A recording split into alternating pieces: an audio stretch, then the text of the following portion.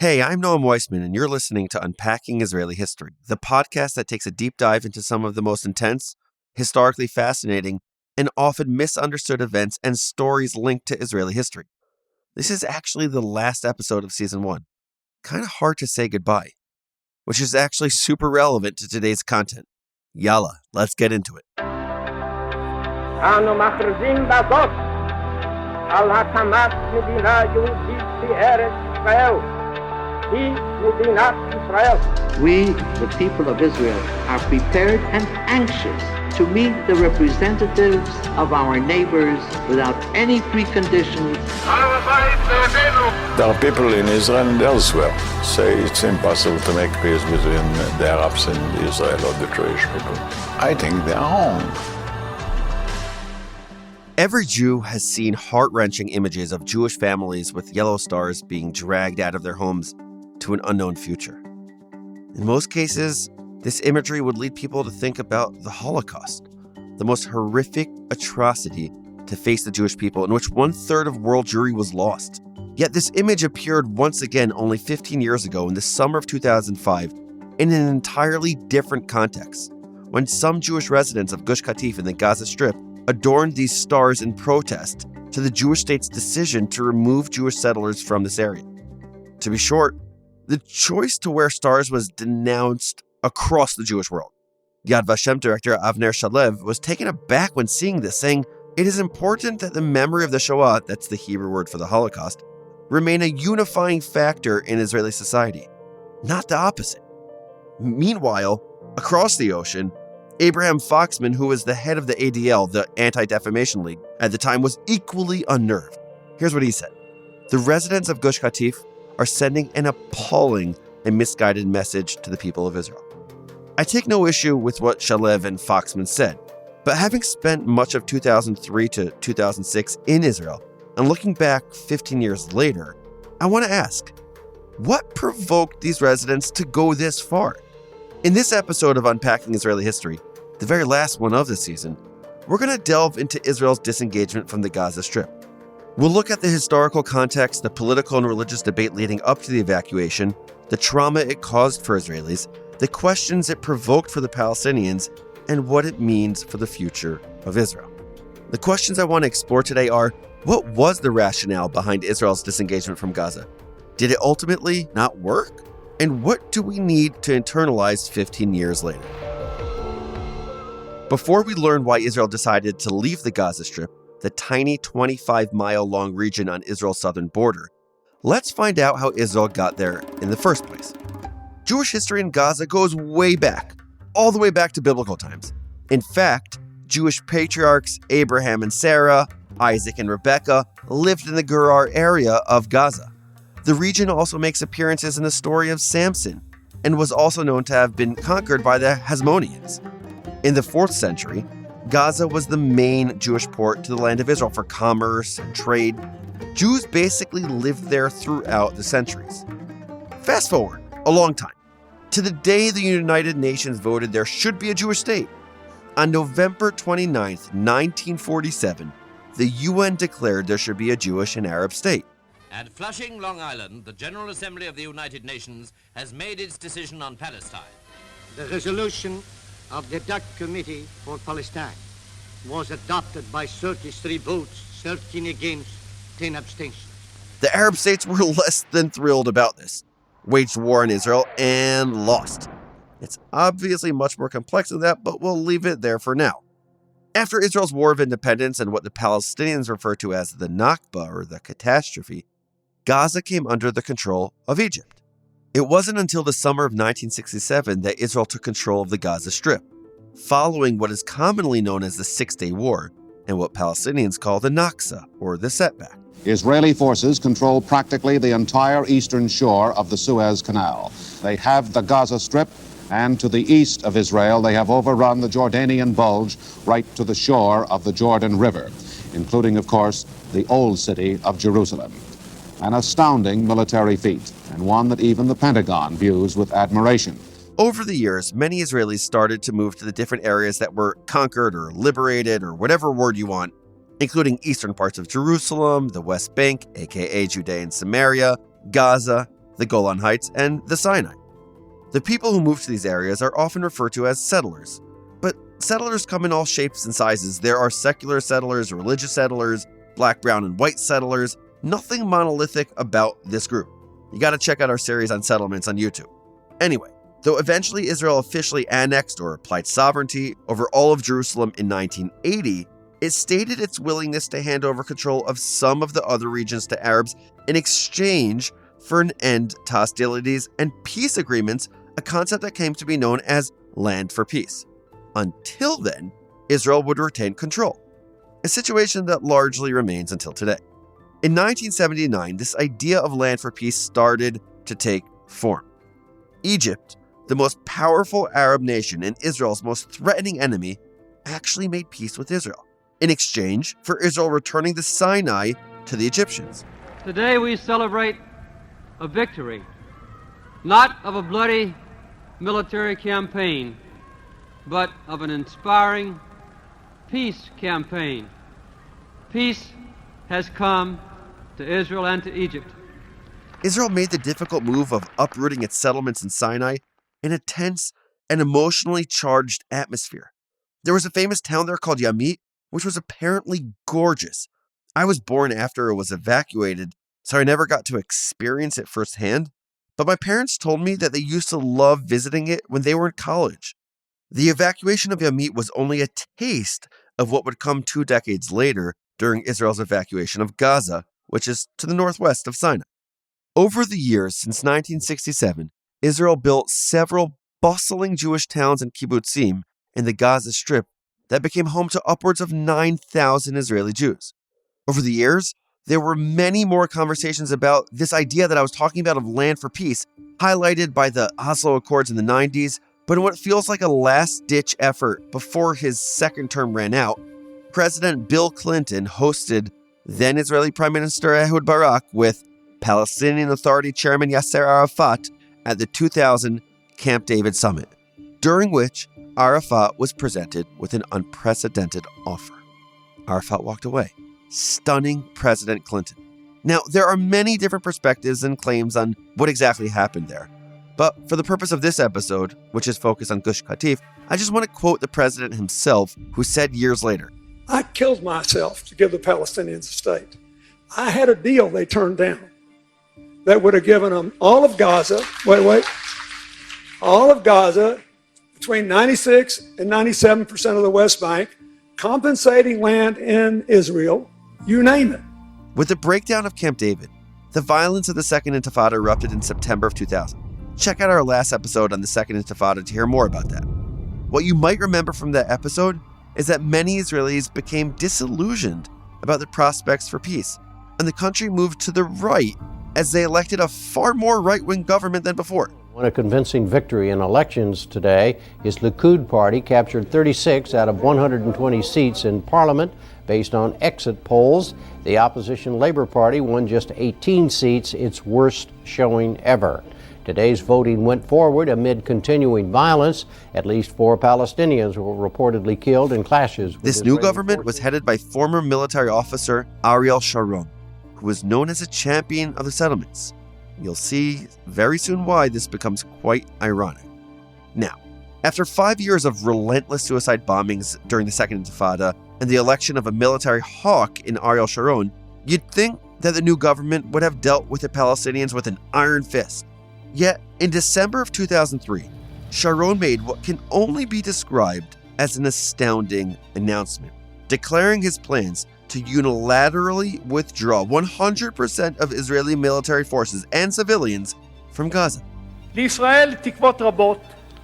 am convinced from the bottom of my heart that this disengagement will strengthen Israel and its hold on the territory vital for our existence. Withdrawal from territory, really any territory, was something he had always campaigned against. People could not believe it. It was almost too shocking to be true. To accomplish this, Sharon formed a coalition with the left-wing opposition led by Shimon Peres of the Labor Party in order to pass a plan calling for the complete withdrawal of all Israeli settlers and forces from the Gaza Strip and 4 settlements in northern Samaria, otherwise known as the Northern West Bank, by the summer of 2005. Just so we understand, and I want to paint an accurate picture for you, the towns and kibbutzim in Gaza, which were collectively referred to as Gush Katif, were not some small tent cities. Gush Katif in the south of Gaza was a block of 17 or so towns populated by 8,800 Jews in fully built communities with roads, infrastructure, industry, even state-of-the-art greenhouses, much of which had been there for decades. Saying that the debate within Israeli politics leading up to the disengagement was heated would be a massive understatement. I was in Israel at the time studying in yeshiva in a suburb just outside Jerusalem called Mevaseret. When I and my peers heard of the plans to disengage, what in Israel was called the hitnakut, we could not believe this could be true. And I remember taking like 3 buses to get to Gush Katif and protest it, of course peacefully. Was I right to protest this or not? I'll let you make up your own mind. In Israel, everyone seemed to have an opinion on the disengagement. And as is the Israeli way, everyone felt comfortable sharing their opinion. The Knesset was pretty much divided by ideological and religious lines. Sharon and his supporters made the argument that the Israelis living in Gaza were outnumbered by Palestinians more than 170 to 1. There were over 1 million Palestinians surrounding the 8,800 Jews. And in the 5 years of the Second Intifada, 124 Israelis had been killed by Palestinians in the Strip. They believed the cost of maintaining a force of thousands of soldiers in Gaza to protect a relatively small Jewish population just no longer made sense. In Sharon's own words, he said, "The purpose of the disengagement plan is to reduce terror as much as possible and grant Israeli citizens the maximum level of security. The process of disengagement will lead to an improvement in the quality of life and will help strengthen the Israeli economy. The disengagement plan is meant to grant maximum security and minimize friction between Israelis and Palestinians." Many to the left of Sharon on the political spectrum viewed the settlements themselves as an obstacle to peace, as they prevented the establishment of a future Palestinian state. And just the optics of protecting 8,800 Jewish settlers surrounded by 1 million Palestinians was also problematic for them. On the other side of the political divide, there were a variety of arguments against the disengagement. Within his own party, the famous Bibi Netanyahu, I believe he needs no introduction considering he has been the prime minister for over a decade, publicly chided Sharon for this decision, which he believed would put Israeli lives in peril. I cannot be a partner to a move that I think compromises the security of Israel, tears the people apart, and enshrines the principle of withdrawal to the indefensible 67 lines. And I think in the future will also risk the unity of Jerusalem. Many argued that the settlements in Gaza acted as a buffer to Palestinian aggression, warning that without them, Gaza could turn into a breeding pool for terror and a launching pad for attacks against all of Israel. The disengagement, in their view, also was a violation of Jewish values, and that it would uproot Jewish settlement in the land of Israel. Some feared that dismantling the settlements in Gush Katif would lead to the eventual dismantling of more and more settlements in other parts of the land of Israel, giving up on the dream of what is called Greater Israel. Ultimately, the strongest argument against the disengagement was that of security. The disengagement was seen by many as a surrender to Palestinian terrorism, who would only step up their terror after their withdrawal. In Gaza, Hamas helped prove Netanyahu and others right when in 2004, Hamas fired 882 mortar shells and 276 Qassam rockets at Israel. The process of passing the disengagement law was no easy task and was marked by weeks of opposition and major public demonstrations by settlers and their supporters against the very concept of disengagement. The protests reflected the understandable hesitancy of people to leave their homes, many who moved to the area as pioneers with the encouragement of the government and were now leaving as grandparents. In one protest called the Human Chain, and you gotta imagine this, tens of thousands of Israelis held hands for almost 60 miles, connecting Gaza to the Kotel, the Western Wall in Jerusalem. Naturally, there were counter-demonstrations by supporters of the disengagement plan. Although opinion polls showed that the majority of the country, approximately 70%, was in favor of the plan, a formal referendum was never called for by Sharon, which angered many. In the months leading up to the withdrawal, the country was virtually split in two. Sharon's supporters, needless to say, felt betrayed, considering he ran on a platform promising not to leave Gaza. Those opposing withdrawal tied orange ribbons to their cars and backpacks, while those in favor used blue ones. Objections from the orange side cried, Yehudi lo megaresh Yehudi, a Jew does not expel a Jew, continually referencing painful imagery from Jewish history of Jews being expelled from their homes by countries sworn to the destruction of the Jewish people. The opinions were passionate on both sides, and there was serious tension between the two camps. Removing almost 9,000 civilians from their homes was as complex as it was heartbreaking. There had been a serious concern that some IDF soldiers might even disobey their orders to carry out the evacuation, and that heavy violence would ensue between the residents and soldiers. Many rabbis, including Rabbi Avram Shapira, the head of the yeshiva of Yeshivat Merkaz Harav, was on one side of the debate, strongly urging soldiers to disobey orders. Other major leaders of the religious Zionist community, such as Rabbi Aaron Lichtenstein and Rabbi Ovadia Yosef, saw it differently. And while not being huge fans of the disengagement, they instructed soldiers not to disobey orders. Without getting overly Talmudic here, indeed, Rabbi Shapira ruled that soldiers were obligated to obey orders to evacuate Yamit some 23 years prior, since some rabbis permit exchanging land for peace, assuming there will be genuine peace. The difference for Rabbi Shapira now was explained by Rabbi Chaim Jachter, seems to be the planning on behalf of the evacuees. The residents of Yamit were generously compensated for their homes and successfully relocated elsewhere in the land of Israel. However, there was not a clear, formulated plan for relocating the evacuated residents of the Gaza Strip. Shapira's argument was that you can't evacuate a group of people from their homes without a proper plan for relocation. But ultimately, the soldiers followed command. There are many stories of soldiers crying with the residents as they removed them from their homes, and some soldiers simply prayed together with their brothers and sisters. Gush Katif residents felt betrayed by their country. Many spent their final hours in the area praying and crying in the beautiful synagogues in the community. And like I mentioned at the outset, some residents even went so far as to wear Stars of David to emphasize the way they felt about the actions of the Israeli government as they chanted, Yehudi lo megaresh Yehudi, a Jew doesn't expel another Jew. As I mentioned at the outset, this sparked outrage from much of the Jewish community across the globe, feeling like donning a yellow star was just going too far. The almost 9,000 residents of Gush Katif had been promised new homes and compensation, but unfortunately, due to government bureaucracy, there were some instances in which many of the Gush Katif residents became refugees living in their own country, unable to find employment or having a home to call their own. A third of all of the residents remained in the situation of limbo until 2016, when they were finally given permanent housing, and the scars continue to remain. So where does this leave us? I spoke about why the disengagement happened, the arguments for and against it, and that it did ultimately take place. But how did Palestinians feel about the disengagement? They surely appreciated this, right?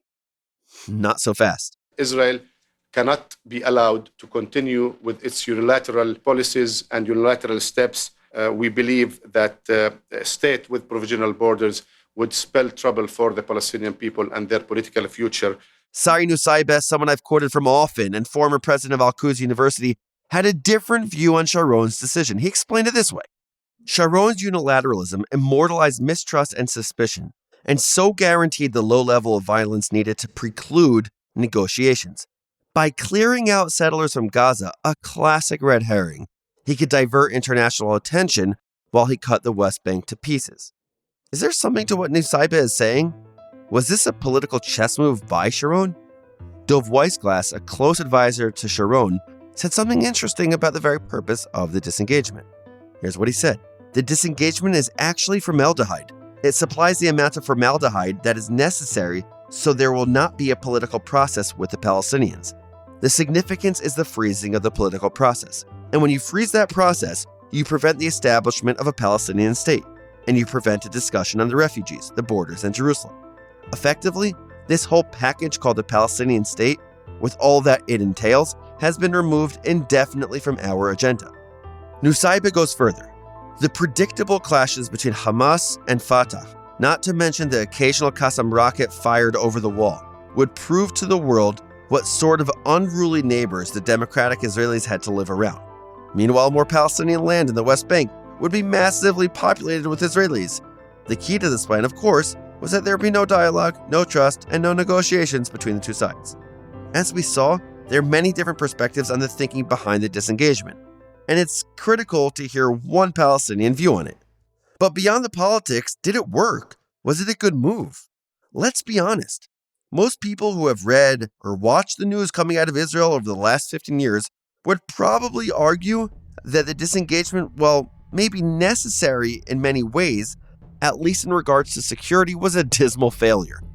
Only 4 months after the Israeli military, the IDF locked the border fence and called it a day for the last time, Hamas, the Islamist, rabidly anti-Semitic terrorist group, was elected to power.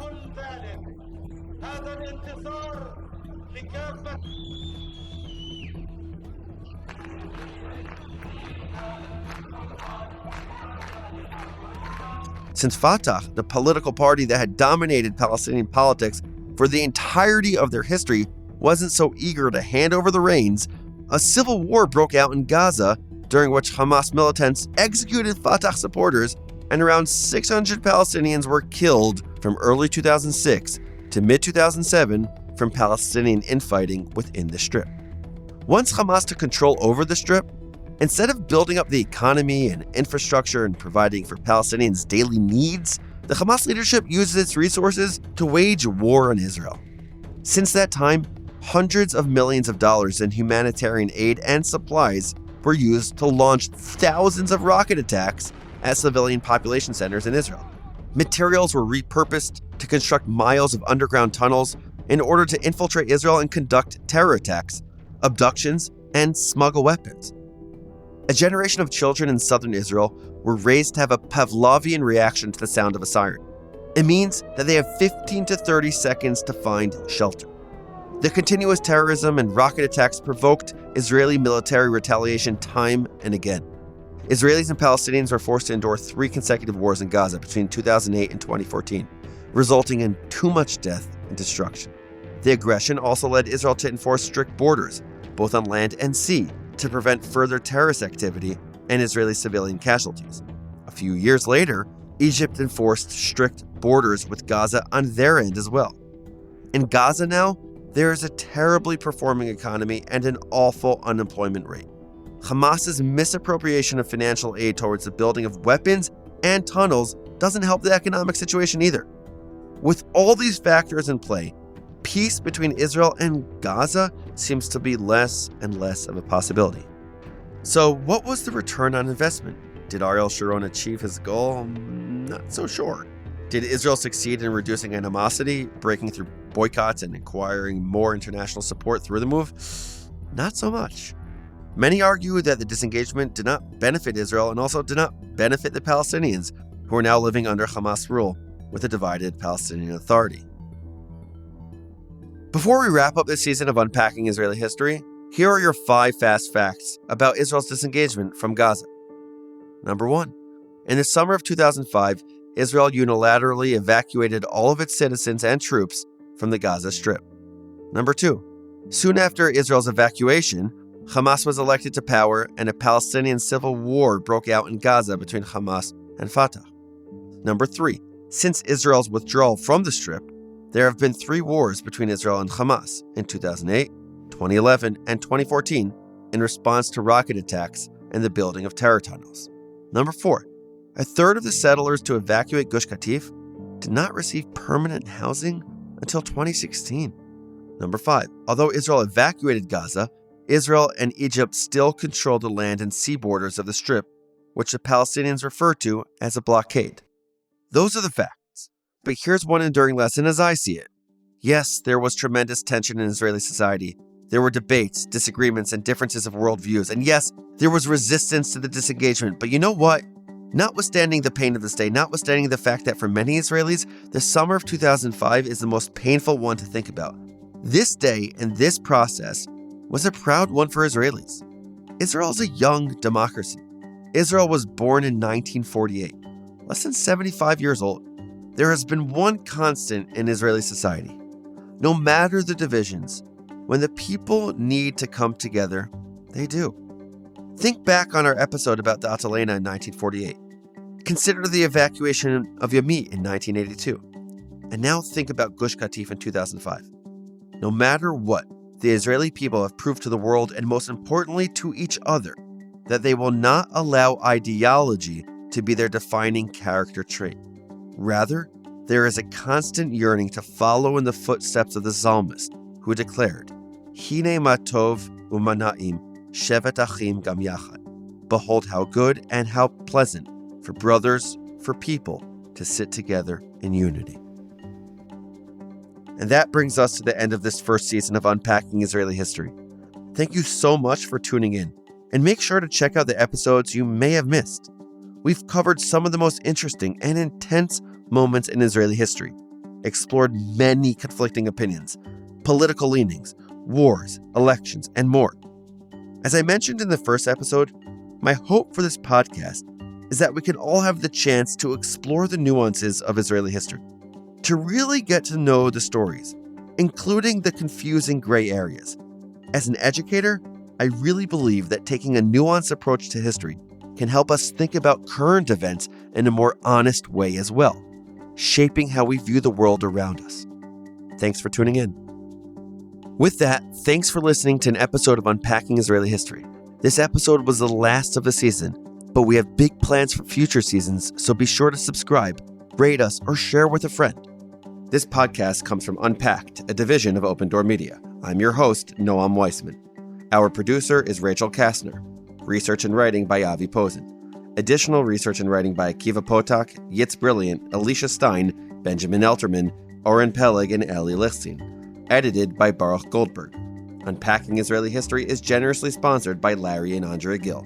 Thanks for listening.